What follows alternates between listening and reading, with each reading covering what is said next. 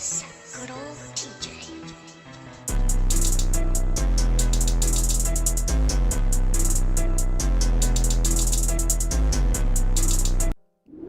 Konnichiwa, Neo Squad, your boy INCOG, back with another reaction video. And today, you guys, we are back with another otakudaikun video. This one, it is called The Lore of FateGrand Order 3 Septem. So, we did plenty of other lore videos on this channel. So this one is gonna be, I think, about more of what's that war called? I can't even think of it. I know he's gonna say it like soon as we get into the video too, and I'm gonna be like, yeah, I forgot that's what it's called. But yeah, anyway, if you guys are new to the channel, you guys got recommended to my video, go ahead and hit that subscribe button down below. It's free. Also as well, while you're down there, sub like on the video. That's trying to grow a lot. His bell notification, make sure you click all so no every time I make a future upload. And yeah, so without further ado, guys, let's get right into it. So play. I've finally covered enough servants that I feel it's time to dive into FateGrand Order's second singularity, Septem. Second singularity, yeah, that's what it was. Bonanza. Second singularity, I don't know why I couldn't think of that.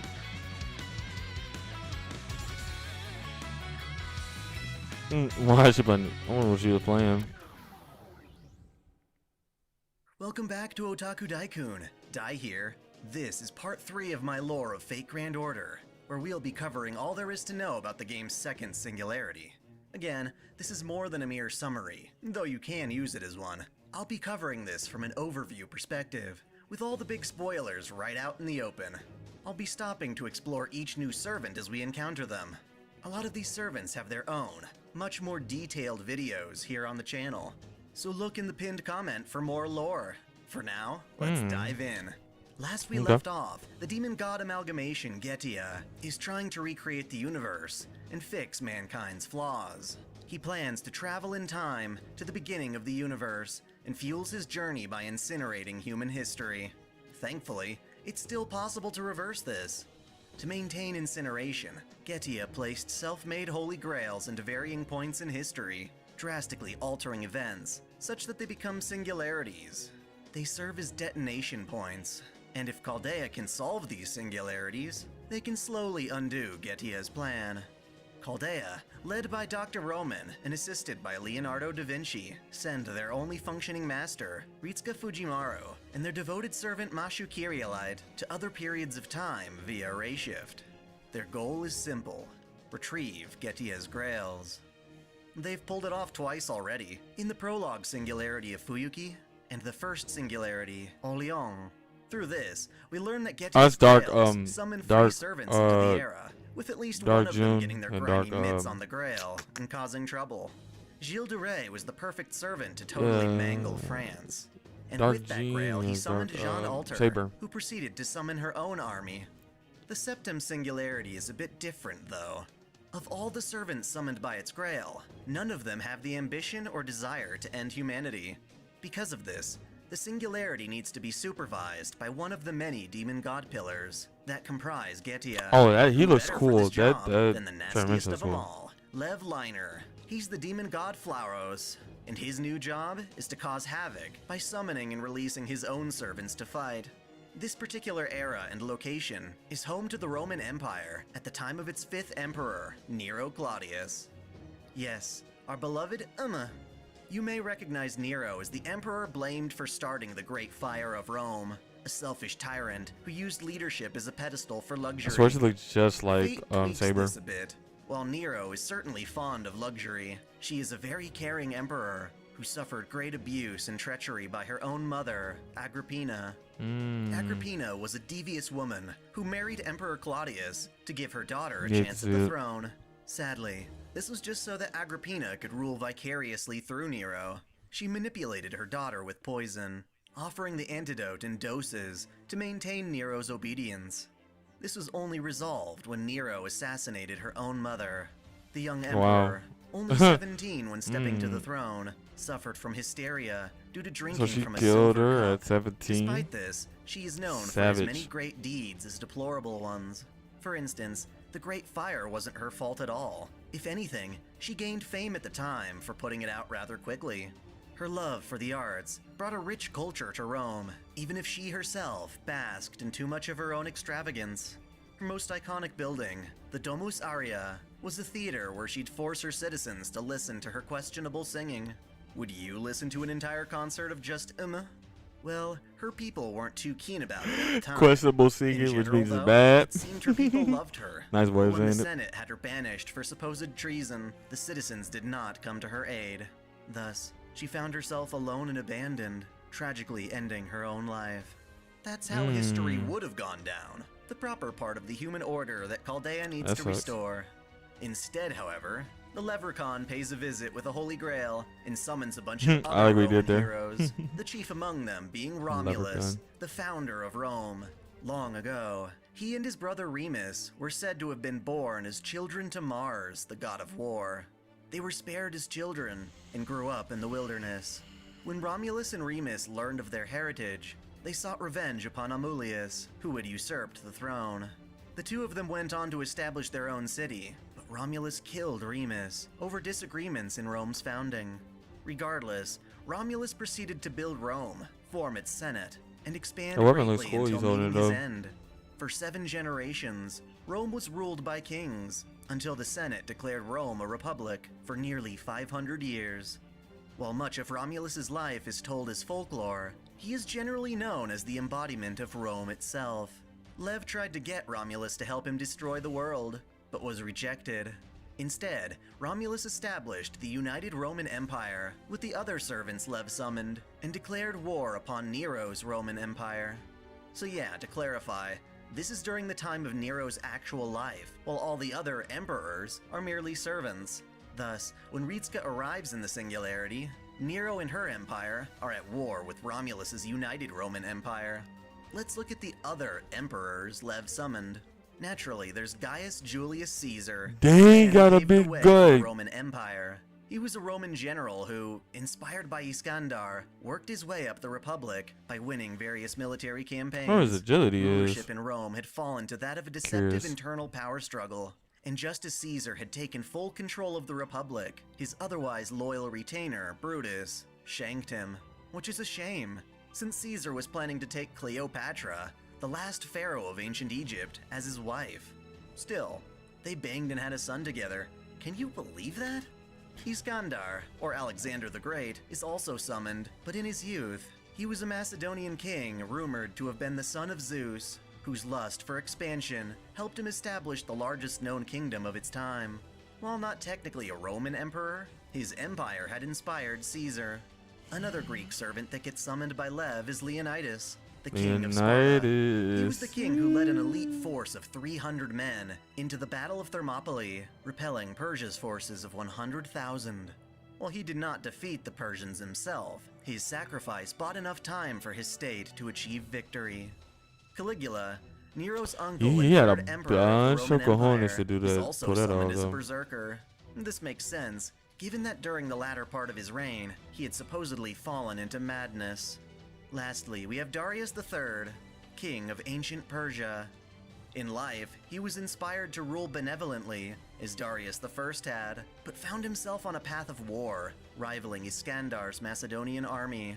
While other kings would have surrendered, Darius did not, even after losing multiple times. Though he was eventually defeated, he had the last laugh, as Iskandar was too short to sit in his throne. That's the dude that got the use of a big elephant, table. right? I think it While is. this ragtag group of leaders refused to do Lev's bidding, they still worked together to try and conquer Nero, which is strange, considering they all respect and acknowledge her as a valiant emperor.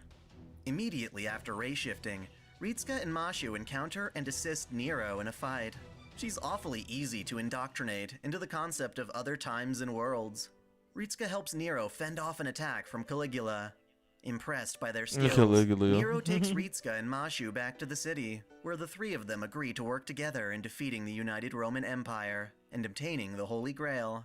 Before they embark, however, Dr. Roman advises that they stop at Mount Edna, which is a solid ley line for mana. There, they can establish a summoning circle to bolster their forces.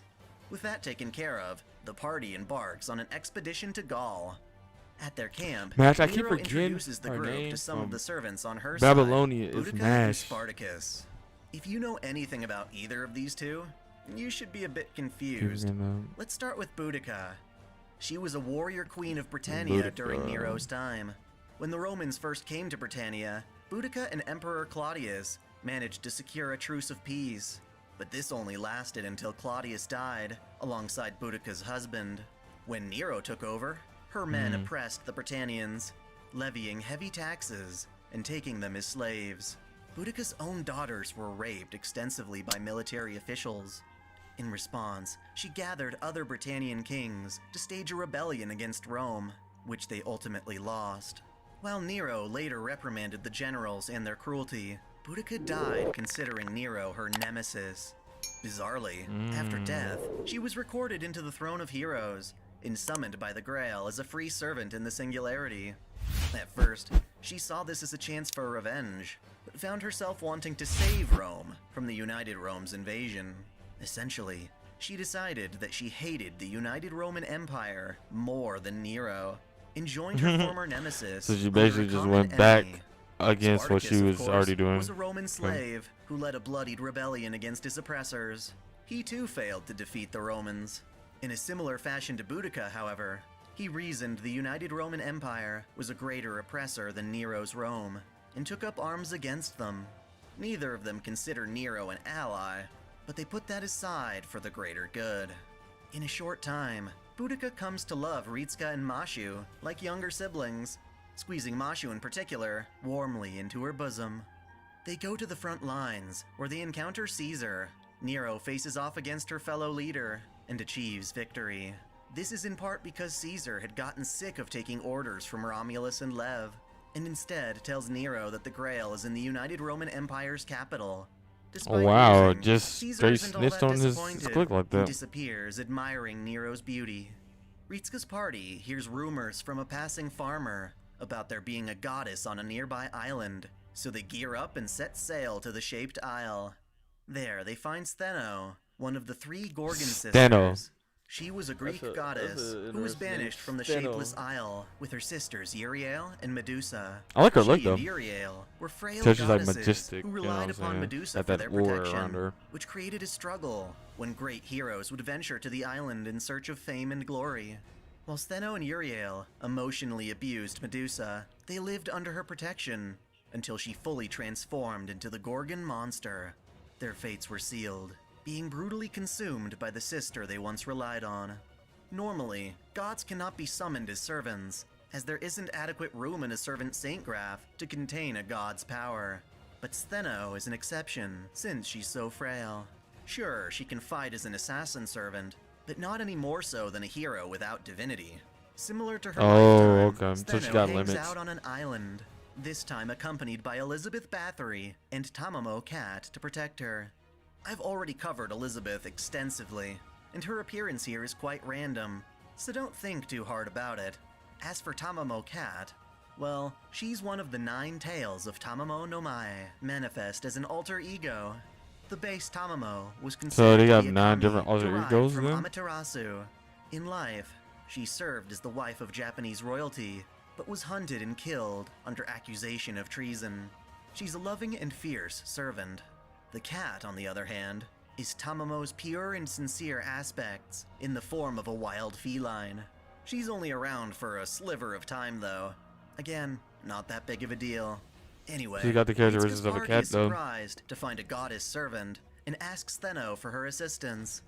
She denies them, but promises a gift if they venture into a nearby cave. Of course, this is a trap, and Stheno's literally wasting our time. Steering us back on track, Caligula shows up on the island. Did he swim there? Crazy bastard. Anyway, he's overcome with lust and envy for Nero. Hey boy, inciting boy, another Dave battle. got some jokes, Defeated, man. Caligula vanishes. As thanks for dealing with him, Stheno tells Ritska the location of the enemy capital.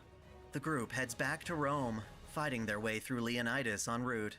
Without much of a break, it becomes clear that 2 other generals under Nero are struggling on the front lines. These 2 are Jing Ke and Lu Bu, Chinese servants. Jing Ke was an assassin who planned to murder the first emperor of China, Qin Shi My Huang. boy from Dynasty Warriors. She took the job with glee, despite knowing she likely wouldn't survive. When the time came for the assassination, she failed by a close margin, suffering her own death without completing her mission. Lu Bu was a destructive general during the Romance of the Three Kingdoms. He jumped from lord to lord, ultimately betraying everyone he served. Throughout the varying military campaigns of his time, he remained a wild card before being captured and murdered by his enemy Cao Cao. Honestly, both of these servants are a weird choice for the singularity. Jin Kei apparently joined Nero's forces for the chance to assassinate emperors. Lu Bu while didn't Lu Bu care. was basically just a moderately tamed animal. I'm gonna go here. I'm gonna go Ritsuka here. and Mashu come to their aid Power here, and power help here. gather Nero's forces for a final assault. On the way, they encounter Darius III, another berserker incapable of speech. While intimidating and ferocious, he is defeated almost immediately after showing up. Alexander enters the battle and kidnaps Boudica. He schemes This this Alexander plan Gray with looks the so help of, weird. wow, Looking at him as a Lord kid Elmaloy instead of like II, him grown or up. rather So Waver. weird. In FateGrand Order, we have the Chinese tactician and politician Zhuge Liang. During the Three Kingdoms era, his military strategies helped Shu strategist, yeah. resist the much larger Wei army. Rather than manifesting flat out as a servant, he wound up utilizing a normal human as his vessel, choosing Waver Velvet from the clock tower as a suitable body. This is what is called a pseudo-servant. It's similar to Mashu being a demi-servant. The process of getting there is different. A demi-servant is a human who takes on the saint graph of a heroic spirit, like when Mashu inherited Galahad. Waver, on the other hand, didn't really have a choice. Do servers like that. His I did not body know was that. plucked from time and made into the vessel for Zhuge Liang. At the very least, it appears Zhuge Liang's powers and wisdom blended with Waver's personality, so he's not a puppet by any means.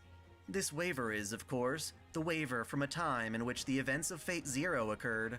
He participated in the Fourth Holy Grail War in Fuyuki, with Iskandar as his servant. How many Holy Grail Wars and is it in went on total to right now? succeed his mentor at the clock tower. I ain't never Naturally, Googled his before. bond with Iskandar is strong. So when he met Alexander in the Singularity, he naturally joined up with him. The two work to fulfill Alexander's goal, to meet the glorious Nero. After fighting, Alexander questions why Nero never bowed down to the United Roman Army. Her answer? That she has taken on the role of emperor, and nobody, not the gods nor her own kin, can make her give up that title. In a streak of pride, Nero conquers the King of Conquerors, as well as Elmaloy II. Rallying her troops once more, Nero makes her way to the enemy capital, but is devastated at the sight of Romulus. She doubts her conviction for just a moment, but Ritsuka cheers her up to continue the battle. Jin Kei secures a route to the palace, and Nero faces off against Rome's founding king. This battle, Rome versus Rome, ends with Romulus's defeat. As he Rome versus vanishes, Rome. he entrusts Rome to Nero, leaving only one more threat, Lev Liner himself. The maniac transforms into his true form as the demon god Pillar Flauros, but fails to quash Chaldea's forces. That's As a last-ditch big. effort, Lev uses the Grail to conjure a final servant, Altera, aka Attila the Hun. Admittedly, Altera's origins mainly come from Fate Extella, as the Umbral Star dispatched her Titan form to destroy Earth. Neither the Umbral Star or Mooncell are part of FGO's main timeline, but it's nonetheless assumed that its Altera once tried to destroy the planet, claiming the god Mars's sword, before being reborn as a child in the ruins of an ancient That sword looks civilization. cool though. She I like was her look. found by Hun elders, prophesized as the Talked about scourge her of in the God, Who Could Be and Gilgamesh raised to lead videos. the Huns in battle. She lived her life on the battlefield, conquering vast lands, while continuing to slaughter her enemies. Eventually, she was killed in a campaign against Rome, making her the perfect servant for Lev to summon. Well, kinda. While Altera certainly yearns for destruction, she's not about to listen to the damn Leprechaun. So she slices him in two. Nice. She Sheesh. uses her noble phantasm, Photon Ray, to obliterate the capital. Ritsuka's party is only able to survive with the help of Boudica's chariot. With Altera in possession of the Singularity's Grail, defeating her becomes paramount. After a close fight, Altera falls, leaving the Grail for Chaldea to claim. In doing so, the Singularity is resolved, and all of the servants vanish. Nero is, sadly, left alone. It seems bittersweet, even when knowing she'll lose her memories as history corrects itself. Without proper time to say goodbye, Ritsuka and Mashu are ray-shifted back to Chaldea. Dr. Roman reiterates just how much work they have ahead of themselves, this being only a small handful of the singularities left to resolve.